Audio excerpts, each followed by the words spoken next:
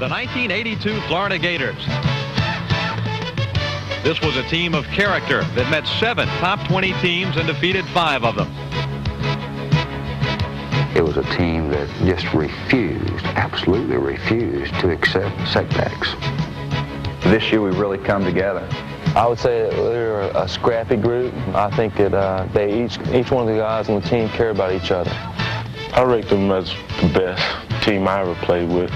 The way I feel about each guy, I care a lot for them. The excitement of Florida football reached new heights in '82.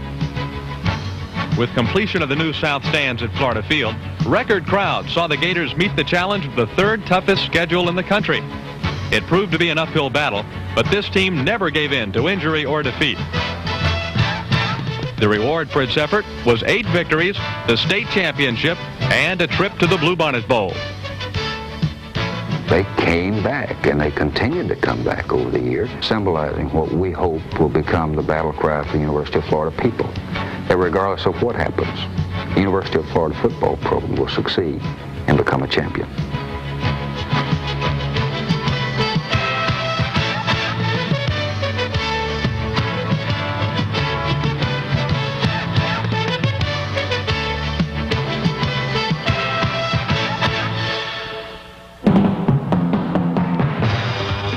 September 4th, 1982. The Gators opened their season against 15th-ranked Miami at Florida Field. It was to be the first of 3 home games in a row against nationally ranked competition. On the game's first series, the Hurricanes drove to the Florida 1-yard line before linebacker Val Brown pounced on a loose ball and ended the threat. The biggest concern of Gator defenders that day was Miami's Heisman Trophy candidate, quarterback Jim Kelly. If he could be stopped, the Hurricane offensive threat would be neutralized, giving Florida's own offense and gifted passer Wayne Peace an opportunity to shine in the sun. An interception by junior free safety Tony Lilly was just the kind of confidence builder the Gators needed.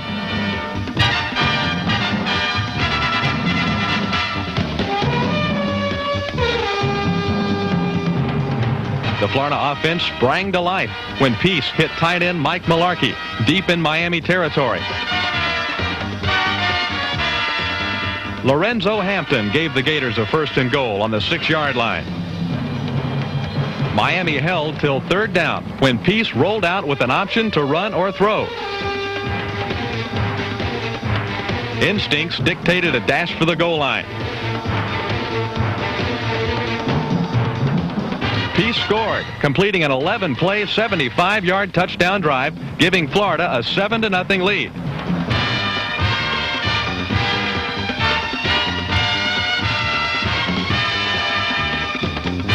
When Miami tied the score, Jim Gainey responded with a 38-yard field goal with just 9 seconds left in the first half to give Florida a big lift as the teams headed for their locker rooms.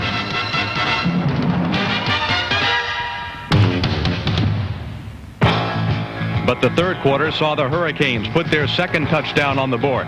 Now Florida faced the challenge of coming from behind against its powerful intrastate rival.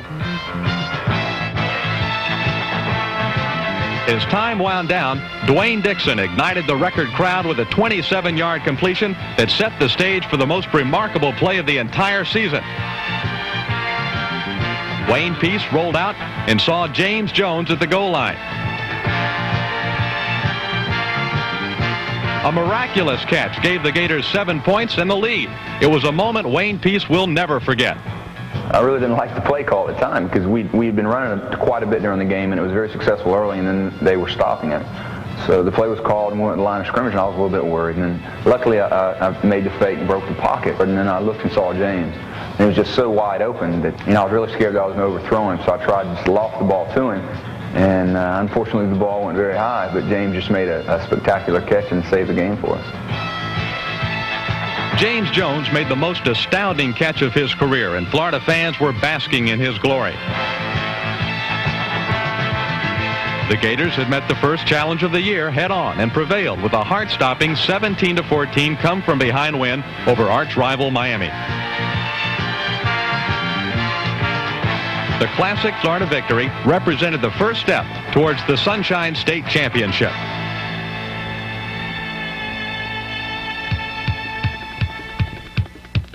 The following week, history was made as the University of Southern California came to Florida for the first game ever between the two schools. Playing a team the caliber of Southern Cal was a great challenge. Playing it in front of the largest crowd in the history of Florida football was a great challenge. The Florida people came out en masse, and that's probably the largest assembly of Florida fans in the history of Florida football. Coach Charley Pell and the Gators didn't disappoint the record crowd of 73,238. They came out ready to play for the second week in a row. The intensity displayed by nose guard Tim Newton set the tone for the entire defensive unit. Hard hitting was the order of the day, and it took a heavy toll on the Trojans. When Southern Cal muffed a snap, Ricky Williams gobbled up the loose ball. Given excellent field position, the Gator offense could now gear up its arsenal for a wide-open attack. Peace opened fire with a 22-yard strike to Spencer Jackson. But the Trojans held fast for 3 downs. On 4th and goal, it was Jackson again. This time, his twisting, turning catch put the Gators on the scoreboard.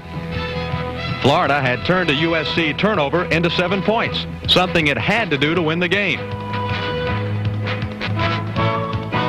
The defensive harassment continued in hopes of giving Florida one more scoring opportunity before halftime.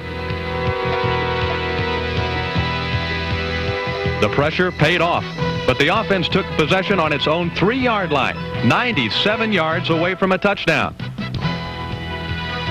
The thing I remember most about it was we called a simple quick post pattern to Dwayne Dixon, and Dwayne made an outstanding catch and broke it for about 48 yards, and I think that was the big play of the drive. The Dixon pass had Southern Cal's defense off balance, so Florida called the draw play, and James Jones found nothing but green turf and white stripes between him and the end zone. The touchdown gave the Gators a commanding 14-0 lead as the first half ended.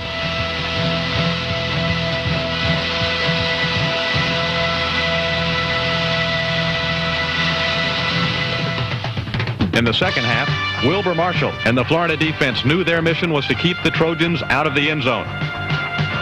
They held the USC ground game to just 84 yards rushing, the lowest total ever under Coach John Robinson. Although the defense bent, it never broke, time after time, coming up with the big play.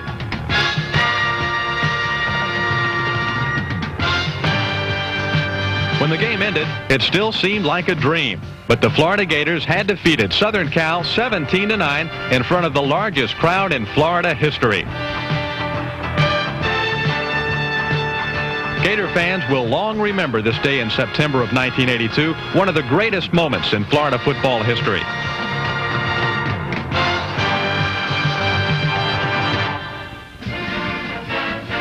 Support from the fans often gives Florida a 12th man on the field, something that was critical to the phenomenal early season success. What we needed in the Miami game was a 12th man. We needed the home crowd, particularly Miami, Southern Cal. We needed the home crowd to give us the home field advantage.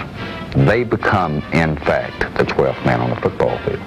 I've been here for 4 years, and every year the stadium's always been packed. Every game, the stadium's always been packed. My 0-10-1 season, my freshman year, to the last past season. Even with the addition on the south end zone, it's been unbelievable. You'll walk out here and you'll see all the orange and blue in the stadium, and you know everybody out there's behind you. The following week, another record crowd attempted to help the Gators meet their next challenge as they completed Suicide September against nationally ranked Mississippi State. In the first half, fans witnessed a superb performance by Florida's defensive unit. Outstanding efforts by nose guard Tim Newton, tackles John Whitaker and Roy Harris, linebacker number 46, Fred McAllister, And in the secondary, number 26, Ivory Curry, held the explosive Mississippi State attack to just 3 points. Although the Gators' offense sputtered throughout the early going, once it warmed up, it ran like a finely tuned machine. John L. Williams' touchdown dash set off a flurry of Florida fireworks. Lorenzo Hampton followed with his own 2-yard scoring plunge, and the Gators were on their way. The offense had little time to rest before Wilber Marshall claimed a loose ball in the Bulldog backfield. Lorenzo Hampton and the offensive line then began to take over the game, relentlessly moving the ball downfield and into the end zone. But Hampton wasn't finished yet. On the next possession, he took the ball and raced 69 yards to pay dirt.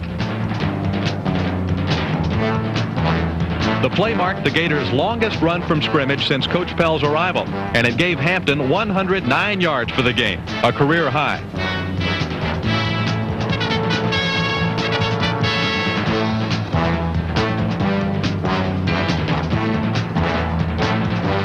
The Gators triumphed 27-17 and had completed the toughest start in school history undefeated.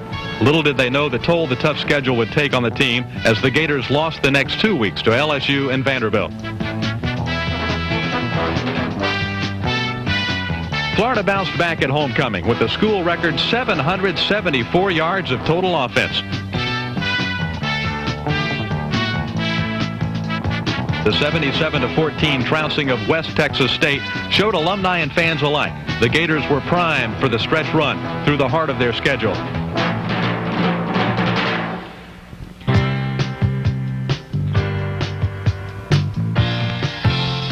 One of the most important aspects of the new South Stands project is the Ben Hill Griffin Jr. Athletic Training Center, a complex which gives Florida athletes the opportunity to grow and develop to their fullest potential. There's no one anywhere that can have a more modern, more complete training center that benefits the student athlete, from medical care, from his facilities in weight training and strength development, to the exercise area and the handball courts and the racquetball courts, and his dressing facilities and meeting areas. The entire complex designed solely for the development of the student athlete. That kind of puts a halo around that Ben Hill Griffin Training Center for us. A dream come true for the athletic program at the University of Florida. Completion of the Ben Hill Griffin Jr. Athletic Training Center symbolizes a major step forward for the Florida football program, and it's one that will benefit student athletes for years to come.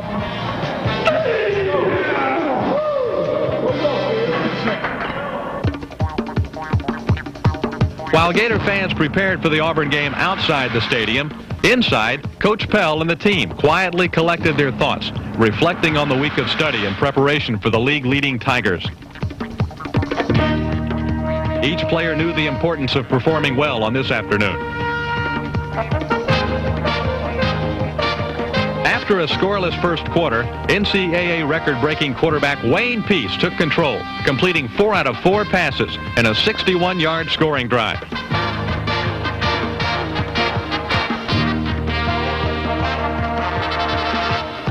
Good blocking from the offensive line, plus the skill and determination of senior James Jones capped off the 9-play drive, and Florida had scored first.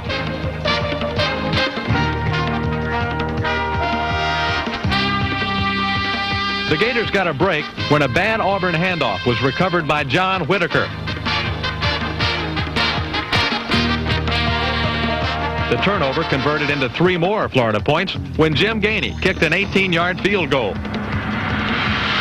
When Auburn came back, turning the game into a carbon copy of last season's dogfight, Dwayne Dixon couldn't wait to get his hands on the football. Finally, Wayne Peace hit Dixon for a 20-yard gain, which breathed life into the Gator fans.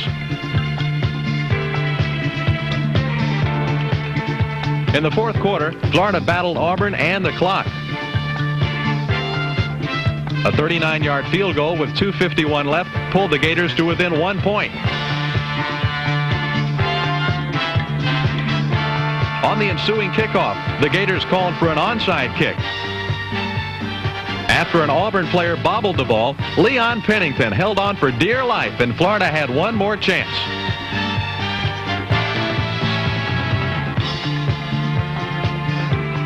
As the clock ticked down to 5 seconds, Jim Gainey lined up a 42-yard field goal that could win the game. When his teammates began their celebration, Gainey waited for the official signal. The kick was good. Florida had come from behind to beat Auburn 19-17 before a record crowd of 73,532.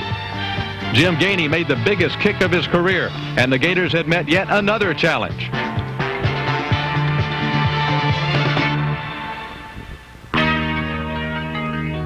Due to injuries throughout the year, the Florida defense was often patched up. The glue that helped hold it together was linebacker Wilber Marshall, who was honored this season as a first-team All-America. I guess it's every young man's dream. I was pulling for it and hoping and praying and just play as hard as I can. And then when I found out, I guess it was at the Tulane game. I thought I was crazy jumping up in the air, you know. It just something that you work so hard to achieve, and it finally came, and I just couldn't believe, what was going on around me. Marshall finished the season with 123 tackles and was the only junior nominated for the 1982 Lombardi Award, given to the nation's outstanding lineman.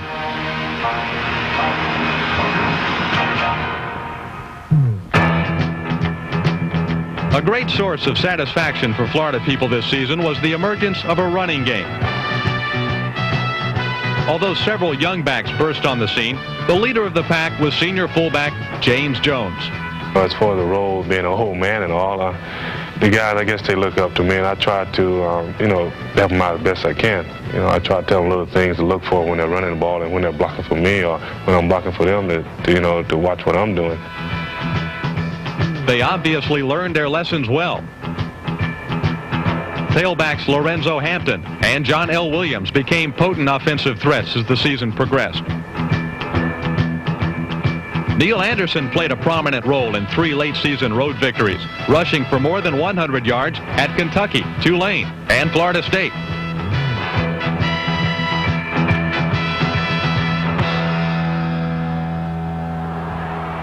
December 4th, 1982, Coach Pell and the team faced their greatest challenge of the year at Florida State.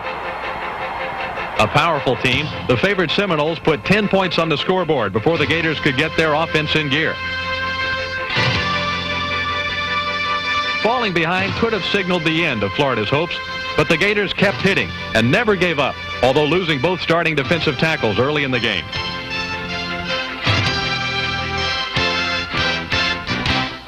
Late in the second quarter, Lorenzo Hampton broke free down the sidelines, and Florida fans were cheering again.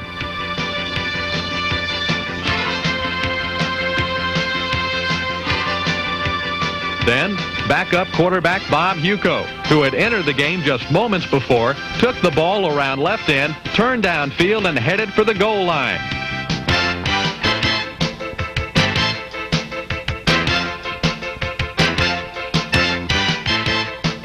Huco's touchdown changed the complexion of the entire game. After almost being out of it early, the Gators were just 3 points down at halftime.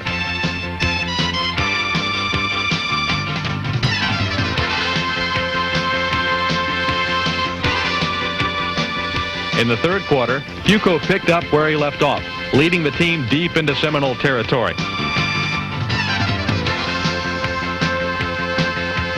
The drive consumed 73 yards, 14 plays, and took almost 7 minutes off the clock.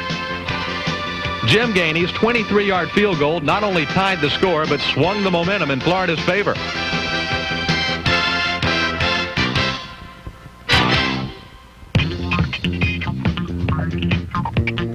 By the fourth quarter, the Gators' offensive front, consisting of Dan Fike, John Hunt, John Redmond, Buddy Schulteis, and Lomas Brown, had taken complete control of the line of scrimmage.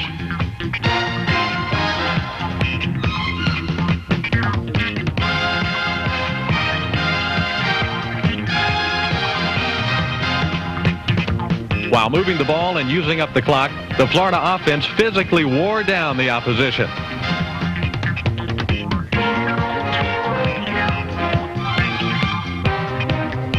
A pass interference penalty took the Gators to the Seminole 1-yard line, but the defense tightened, bringing on Florida's field goal unit. Jim Gainey faced a pressure-packed kick.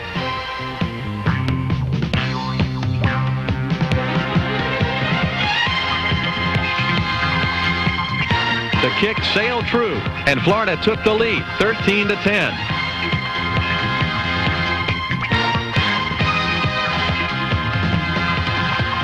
All that remained was to stop the Seminoles' last gasp.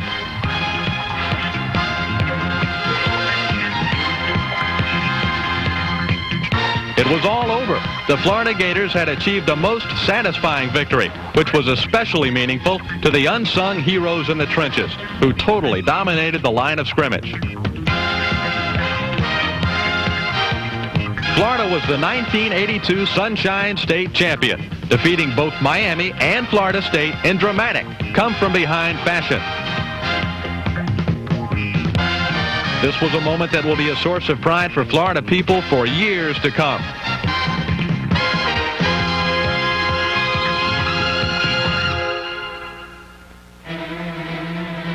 The team's reward for its fine 8-3 season was a trip to the Bluebonnet Bowl. The game against nationally ranked Arkansas showcased the talents of Florida receiver Dwayne Dixon, who broke a bowl record with 3 touchdown catches. So most of the routes were designed so that you find an open spot, and I just happened to find a couple of open spots, and Bob Huco, he did a great job quarterbacking in that game, and we got a couple of touchdowns off of it. Postseason play has become a habit for the Gators, as this was their 3rd consecutive bowl appearance under Coach Pell.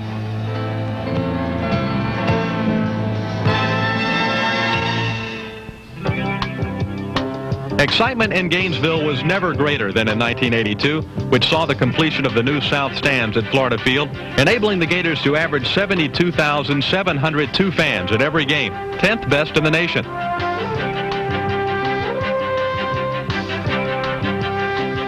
The Gators began the year facing a situation that required them to reach their physical and emotional peak the first week of the season and sustain it through one of the toughest schedules in their history.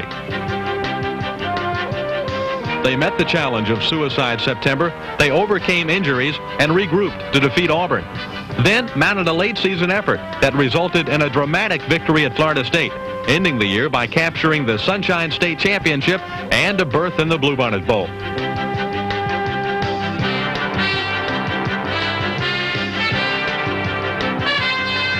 But the performance of this 1982 team was not an end in itself, but instead a step towards its ultimate goal of the SEC championship.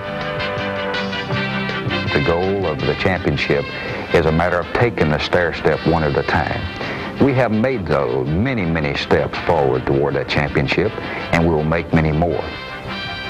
It can't be said enough times. It can't be said to enough people. It can't be repeated enough times by the strong, loyal Florida people. It's together, and with unity and commitment, the University of Florida football program will overcome any roadblock, any obstacle that comes our way in order to get to that championship. Florida football features 6 home games in 1983, including Miami, Florida State, and SEC rivals Vanderbilt and Kentucky. Road games include Southern California, Mississippi State, LSU, and Auburn. Defending conference champion Georgia awaits in Jacksonville. Season tickets are available through the Athletic Ticket Office. Join the 12th man. The challenge is there for 1983.